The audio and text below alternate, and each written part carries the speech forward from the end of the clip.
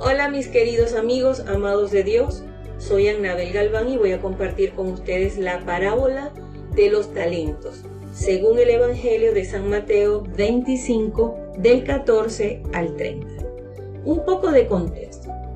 En su mayoría, todos sabemos que esta parábola llamada Los Talentos trata sobre la comparación del reino de Dios con el número de talentos que el hombre ejerce como patrón y parte a tierras lejanas les deja a sus servidores, los cuales fueron 3, y a quienes les confía sus pertenencias según su capacidad.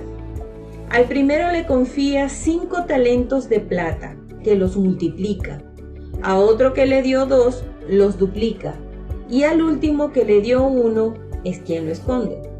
Y según la cuenta que cada siervo entregó a su patrón, su señor los califica de siervo bueno y fiel, confiándole más. O lo califica como siervo malo y perezoso e inútil, a quien se le quita lo poco que tenía y es echado a la oscuridad de afuera, es decir, la que hay fuera del reino de Dios. ¿Sabes por qué se le llama parábola de los talentos? Porque es extraordinariamente inmensa la cantidad que deposita el Señor en manos de sus siervos, es decir, en cada uno de nosotros como sus servidores. Y en este caso, esa cantidad se traduce en confianza, ya que Jesús confía tanto en nosotros que nos pone en nuestras manos su reino como toda su pertenencia, tal cual como lo dice el Evangelio de San Mateo 25:14. Y reunió a sus servidores para confiarles todas sus pertenencias. Ahora bien, para que podamos comprender un poco más la grandeza de ese amor y cuánto Dios confía en nosotros y en nuestra capacidad, escuchemos lo que representa un talento. El talento, más que una unidad monetaria, era una medida de peso, en el que un talento de plata equivalía aproximadamente a unos 30 kilos de metal precioso como la plata, es decir, unos 6.000 denarios, y cada denario correspondía aproximadamente al salario diario de un operario. Eso está en San Mateo 22. ¿Qué quiere decir esto? Que un talento era un equivalente aproximado al valor, escúchese bien, de 16 años de trabajo de un jornalero. Es decir, que un talento de plata valía más de lo que un obrero ganaba en un año. Imagínense cuánto valieron los 5 talentos que le confió el patrón al primer servidor. El talento es un tesoro del reino que Dios nos lo da para multiplicarlo como lo es su gracia. Y todos hemos recibido esos tesoros de Dios. Y no le podemos decir no puedo, no sé hacerlo, porque el que menos ha recibido, recibe mucho. ¿Cuánto? Un talento. Y ninguno en la parábola recibió menos de 1.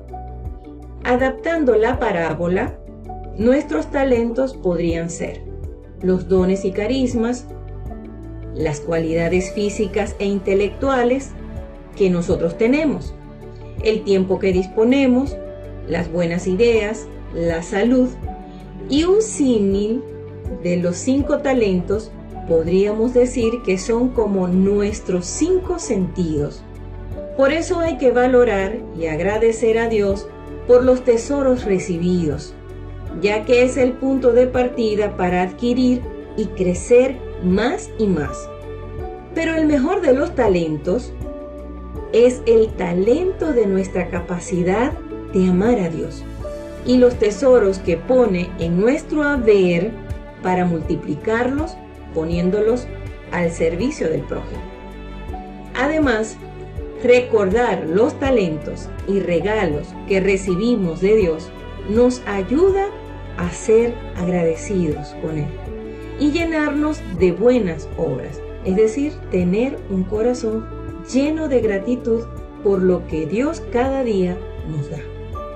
Esta parábola nos recuerda que Dios concede diferentes dones a sus siervos fieles, a unos 5, a otros 2 y a otros 1. Pero lo que nos quiere decir el Señor en este pasaje de San Mateo 25, y es lo más importante, es el buen empleo que debemos darle al talento que nos da, porque Él jamás exige habilidades que no nos haya concedido o que no poseamos. Pero Jesús sí va a exigir el buen uso, el buen empleo y servicio de dichas habilidades. ¿Por qué? Porque Él las ha concedido. Dios sabe que no somos iguales en habilidades o cualidades, pero sí sabe que podemos serlo en cuanto al esfuerzo para sacar provecho de lo recibido, es decir, de todo aquello, talento, tesoro que Dios nos ha concedido. Esta parábola es un llamado de atención acerca de la cuenta que le vamos a dar a Dios de los dones y cualidades que Él nos regaló.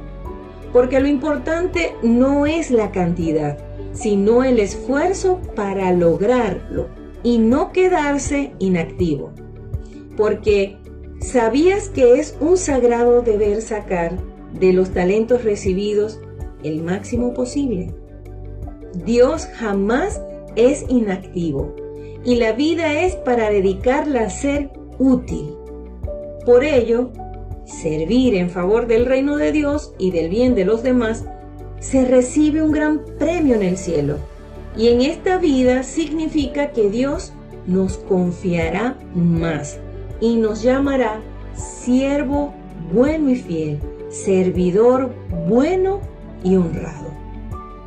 Ser servidor fiel, su traducción sería ¿con quién se puede contar? Es decir, que ser fiel es para el Señor con quien se puede contar. En este sentido, Dios evalúa el modo o el cómo hemos multiplicado sus talentos. Y el pecado consiste en haber guardado para sí lo que se ha recibido. Por eso el que recibió un talento y lo escondió es como aquella persona que piensa que todo le va a salir mal y además no quiere complicarse la vida. Y en esta parábola podemos ver que cada uno recibe según su capacidad y esfuerzo, y el no esforzarse también tiene su consecuencia. Pero lo curioso es que en esta parábola la recompensa del trabajo bien hecho es más trabajo. Dios no le dice a los trabajadores que descansen ni que se queden en los laureles, sino que le delega más tareas y responsabilidades más serias, porque a mayor trabajo en esta vida, más grande la gloria de la eternidad. Es muy importante saber la intención especial que hay en esta parábola concentrada en el empleado o siervo inútil. Preguntémonos, ¿a quién representa este empleado? ¿De quién quiere hablar Jesús aquí? Es evidente que el empleado inútil representa a las personas que no se esfuerzan por sacarle provecho a las cualidades y dones que recibieron de Dios. Jesús quiere recordarnos que no se conseguirán premios del cielo si primero no se han hecho esfuerzos ni se han corrido riesgos. Y eso es lo que llama la atención del empleado inútil, que recibe el castigo por no haber hecho ningún esfuerzo para hacer producir lo que le fue entregado.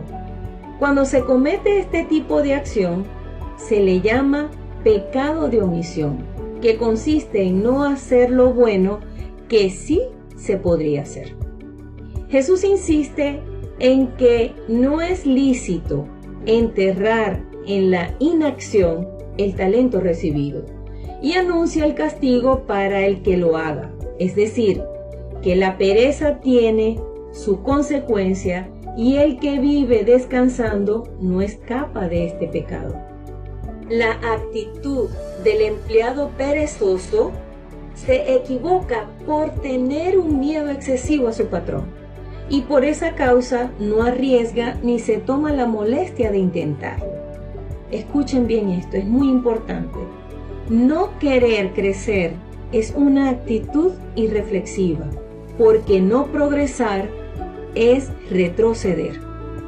Por ello, este pasaje resalta el trío de talento versus capacidad y esfuerzo en realizar o poner acción a lo que Dios nos da.